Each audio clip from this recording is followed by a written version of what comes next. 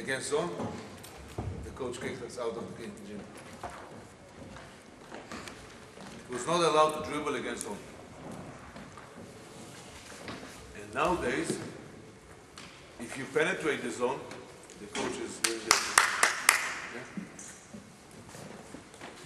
Yeah? 10, 15 years ago, if you pass ski passes, you know, from one wing to another wing, or from one wing to the weak side corner, you were kicked out from the gym. Coach says, what are you doing? Nowadays, if you do that, again, the coach is satisfied. Because these are things that has been changed between zones from 10, 15, 20 years ago to these times. And you can find some more examples of playing. For example, I remember, maybe the people, maybe Tony, you know him, Tomer Steiner, we had a tall guy in Israel, 2 meter 10, 2 meter 9, but he was skinny, like this. And he played for me 15 years ago in a team. He was signed in Maccabi. They didn't want him, so I took him to my team. Maccabi Tel Aviv, and then I took him to my team. He was a player that I came to a conclusion that he's shooting from outside pretty good. 15 years ago. And 15 years ago, if your big man would have shot a three-point shot, go home. What are you doing? Stand under the basket, go to the low post. These days, give me one Serbian guy or one ex-Yugoslavian guy that is a 6'9", 6'8", 6'10", 6'11", that cannot shoot from outside. Everybody shoots from outside. So again, another thing that has been changed from old days to the new days, that sometimes you play with 5 players on the court that can shoot. I gave an example, I gave a Belgian example. I'm telling you, and I'm sure that I'm right. I put my 10 fingers on that. Bring the best shooter in the league, Lijewski, the best shooter in the league, Freeman, give me a name. If I'm taking Sebastian Berlin, playing against them, you know, shooting competition, he beats them. He beats everybody in Belgium, I'm telling you. I'm not saying that he's on a game, yeah? But standing and shooting three-point shots, the best shooter in Belgium. Nobody can beat him. We make competitions at the end of every practice, shooting competitions. He wins, I'm telling you, I think 95% of the time since the season starts, his team is winning. Just doesn't miss. How is it connected to the zone? Again, because if you put a player like this at the top of the key, yeah, and he can shoot, the zone has to react. Somebody has to react there. And from this you take advantages. The same counts for the corners. You put a big man that can shoot from the corner. We have in Mons a play for Justin Cage, for Sebastian Berlin, for Peter Van Passa. Yeah? All of them can shoot from outside. Okay, Ahmad Nivens can shoot from 2 points. But you still cannot leave him from the high post. He can shoot from them. So these are the things, some of the things that has been changed, yeah, from old days to the new days. Because, as I said, on the new days, if you take, and I'll give examples from my team. If we played with a lineup of our 3 Americans outside, Shane Foster, Marcus Hutton, Ron Lewis or Ronell Taylor, Ahmad Nivens, and Justin Cage. Everybody can shoot. Everybody can shoot. You can't leave nobody. I'm not saying that they're great shooters. I'm not Shane Foster, all of them. Okay? He's a great shooter. But nobody you can, as a coach, I'm sure that you as a coaches, you're sometimes coming to a game and say, give him room, let him shoot. Yeah? You're doing it, right? Not with this lineup. Not with this lineup. Now, that's about offensively. Because the offensive game changed, and there are more shooters on the court, the defensive game had to change too. And let's go a little bit, again, to basics. why do we play zone? Because normally you see that on man-to-man, the other team is too quick for you, too athletic. Yeah? They beat you on one-on-one. Yeah? All these things brought the basketball to a situation that people had to find solutions, and the solution was zone. 2-3, 3-2, whatever. Yeah? It doesn't matter now. Now, when you play the zone, and you play against limited team that he can shoot, he can't shoot, he's shooter so-so, etc., etc., you could have said, these are the rules. This guy goes here, this guy goes there, yeah? And you play. But when you play against a team that everybody can shoot, or 4 from 5 players can shoot, the defense has to react, to do something, yeah? To change something. Now, the old zone was a static zone. If I take the old zone, let's take the basic zone.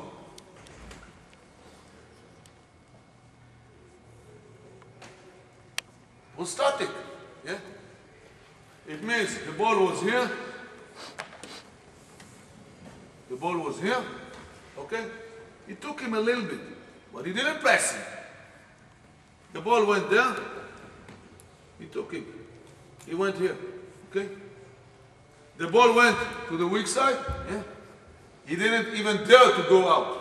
Nowadays, if he doesn't go out and go back, helping number 2 that was here to take this guy, it's a 3-point shot today.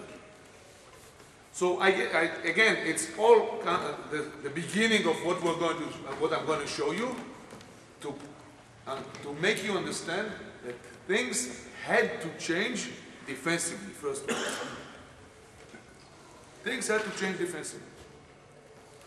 Now, what was the new or the real big rule of attacking the zone?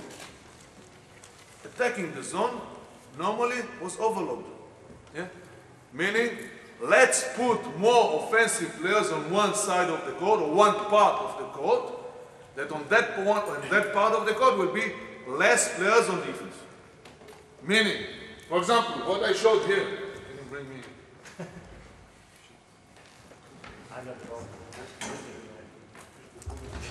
I say, let's put even this what I showed here. The 1, 2, and the 1, 2, and 3 are overloading on X1 and X2. Why? Because at this part of the court, there are 1, 2, 3 players, offensive players, against 2 players. That's overload. Yeah? If I say, if I take now,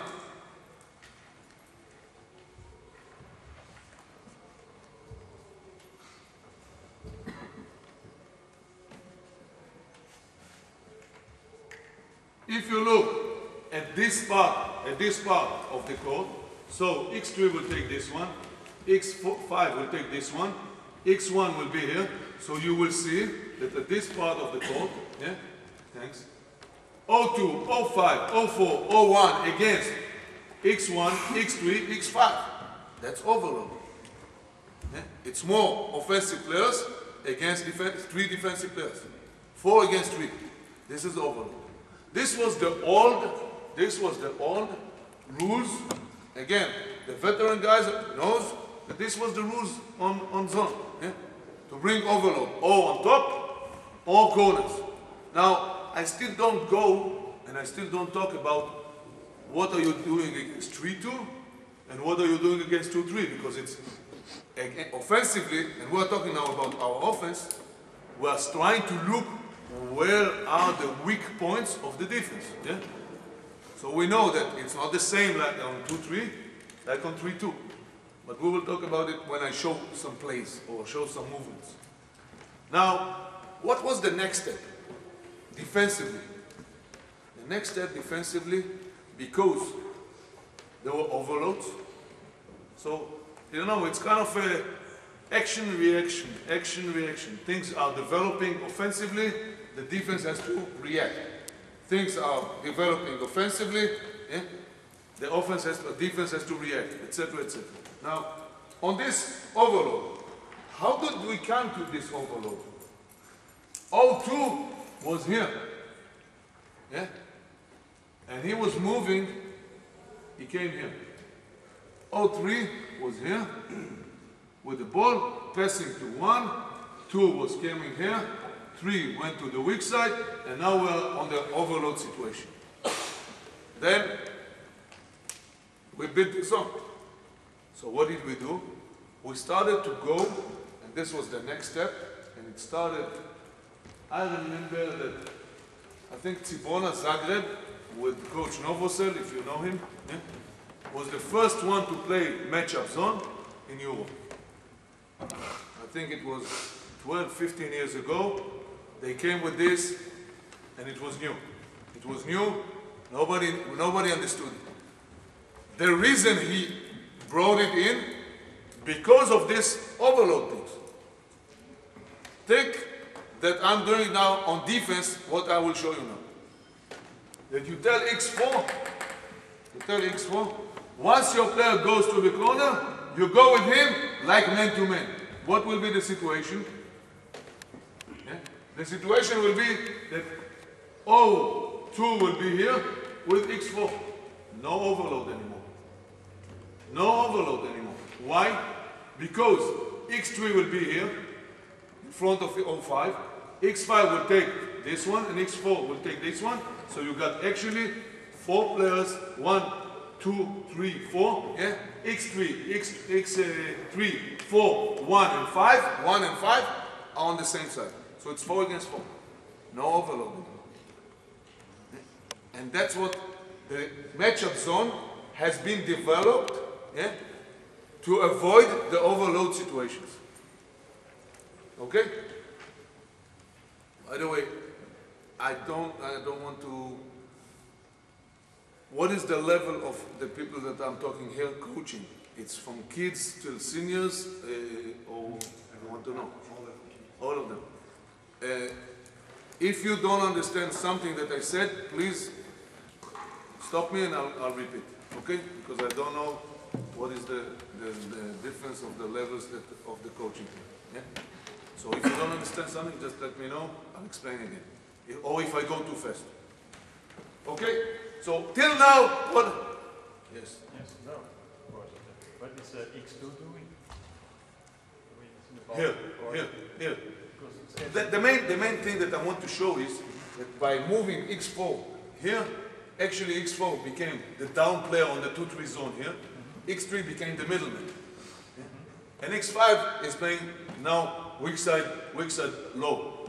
So what I say is that what I want to show is that by moving X4 from side to side with his man, you vanished or you avoid the overload. There is no overload. Yeah? That's what I want to say. Okay?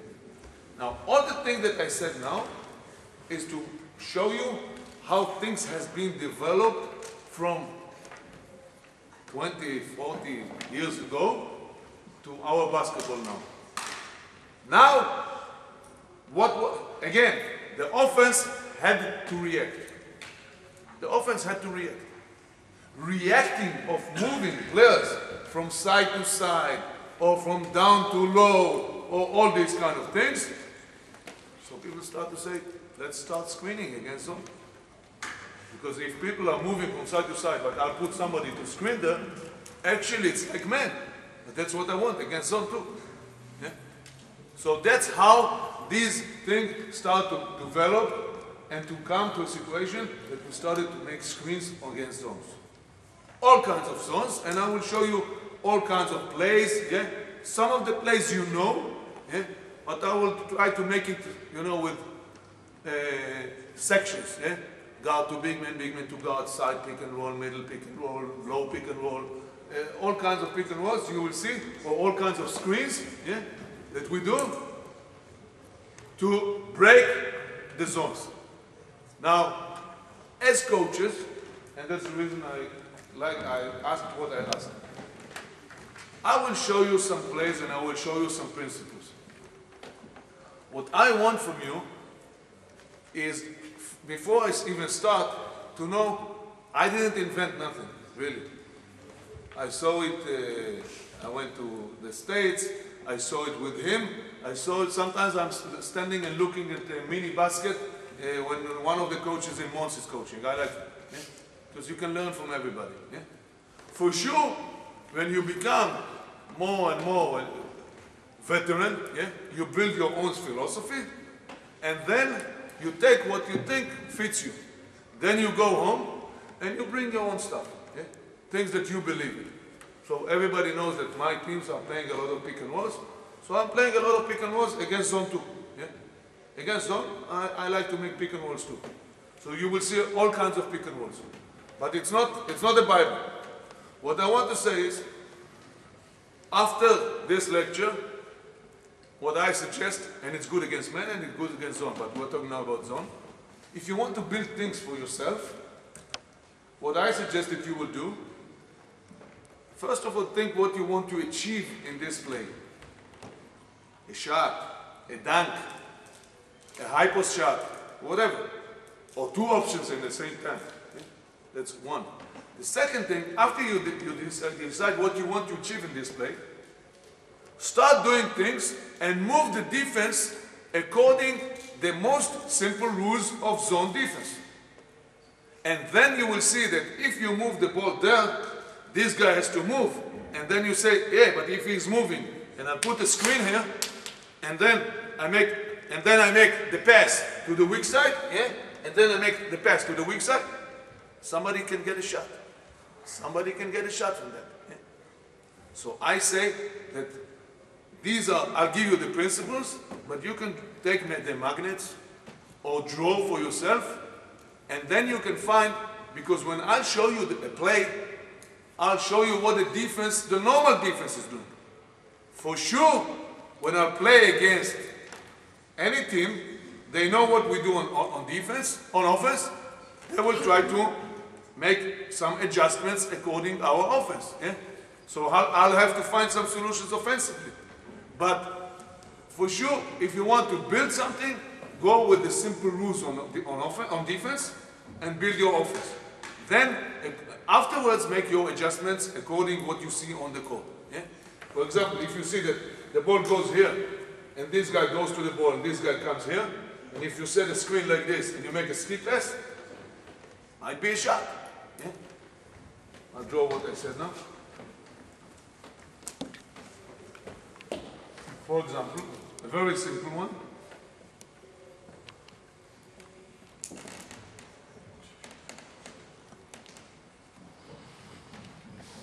The ball is here. If I pass the ball here, what's going to happen? He has to take the ball, right? Where is he? Here. Right? If I take this guy that was here, and I put a screen here, on number X1, that he came to the high post, and now I make a skip pass, here, might get a shot. Might get a shot. If he takes it, and I bring number 5 here, goes low, low, yeah? He might get a shot. That's not the place, guys. That's what I showed you now. It's just to show you how I work, yeah? How I think. I go home and I say, if this guy goes here, might be that I will do this. And if he goes here, might be that it's good that I'll bring. Then from this, I start to build a play. Yeah? Now, you can build a play like you want, or you can copy a play. Yeah? Most of the plays are being copied from each other, with small nuances. I do something and Shalwa do the same thing but with a small change. And Austin is doing with the same with a small change. So everything is actually, at the end of the day, doesn't have any connection to the lecture. At the end of the day, it comes to execution. Who execute better? Yeah? So plays are not the most important thing. But I wanted to show you how I think, because that's the way you as coaches have to think.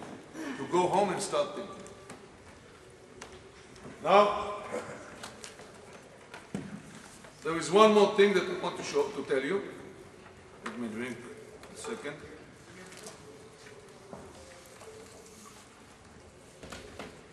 How did basketball change from 30 seconds to 24 seconds?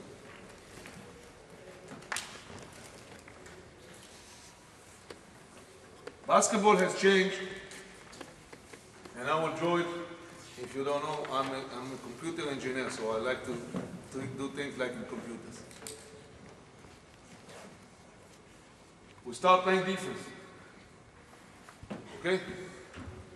Defense stops or ends when we got the ball. Whether it's rebound, whether it's steal, whether they score. Okay? So, we go for fast break. After fast break end, we don't have nothing. We go to transition. After transition, nothing happened. We go to set offense.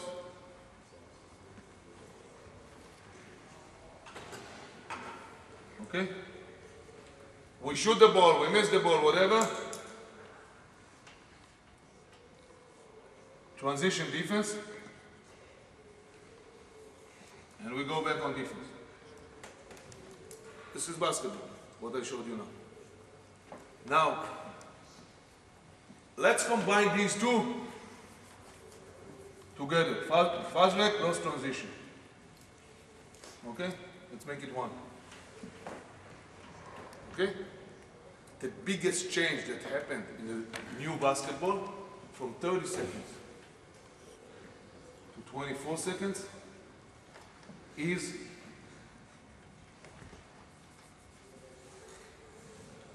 there is no set offense anymore. Transition, fast break transition, yeah, and set offense. Meaning, actually, most of the transition games, it's set offense. If you're a good coach, every play that you have, you can start from transition game. Every play. And that's a well-coached team. That when the point guard has the outlet, he has his transition, the normal transition. Whatever. Pick and roll, swinging the ball, shuffles, whatever. Every coach has his own. Okay? So you have 5 players, 5 plays. I know that my team can start the 1, the 2, the 3, the 4, the 5, the 5 down, the 5 side from transition. And we can decide that when we go to play against Ghent, our transition today will be our 5 side. Yeah. So actually we start our set offense right away from transition. So transition and set offense is the same. Why? Because we are lacking those 6 seconds between this 30 and 24. So we were looking how do we compensate on that. So we start immediately transition from the fast break. It's not transition, fast break, transition, set, no. You hardly can see that they are running fast break or transition and then the point guard stops, said 2, he doesn't have time for that. Yeah? There's no time for that. In college you might see it because it's 35 seconds. No, not in the modern basketball. That's the biggest change. That's the reason. Again, I'm coming to our subject. That's the reason transition game has to fit zone and man. It means it's not good enough that your transition game will be good only against men, which most of the coaches do. Because if you go back on defense and the other team goes back to 2-3 zone and you're running your transition against men, it's not going to work. It's not going to work. If it's not a good one that fits both. Yeah? So the transition game has to be good against man and against zone, whatever. If you are ready for that, no problem. If you are not ready for that, and you make 2-3 zone and you run something that it's not good against zone, it's not going to work. So actually your transition game is for nothing. Okay?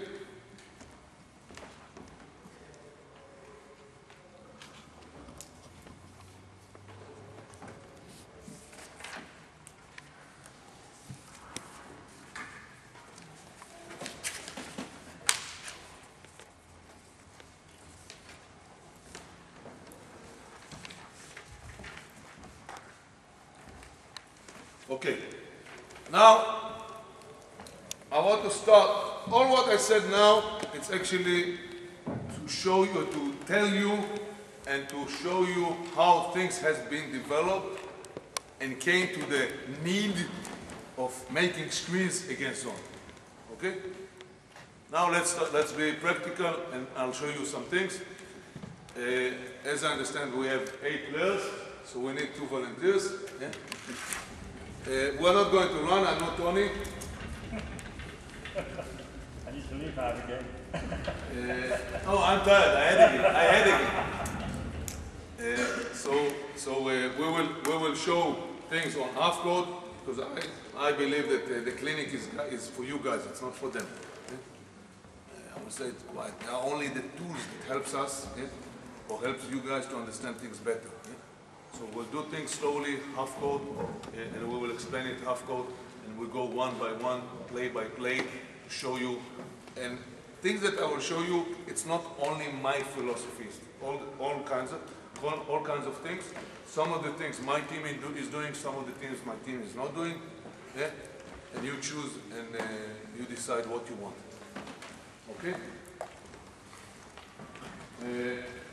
We will start at the beginning. We will start with only offense, and then I need two more players to stand on defense. You're a very good defensive player. I know. You've never been. Guys, Once.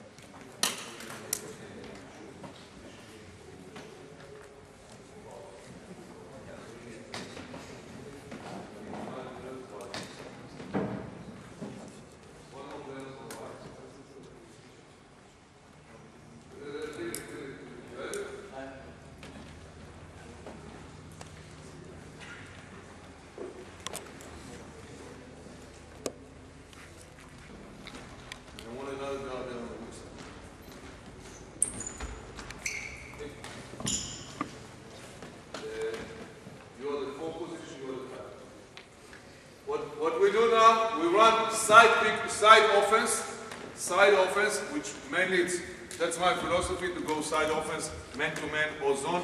Means the ball almost is never on the middle. Most of the time the ball is on the side. Okay? And we're doing this. I'll show you first of all what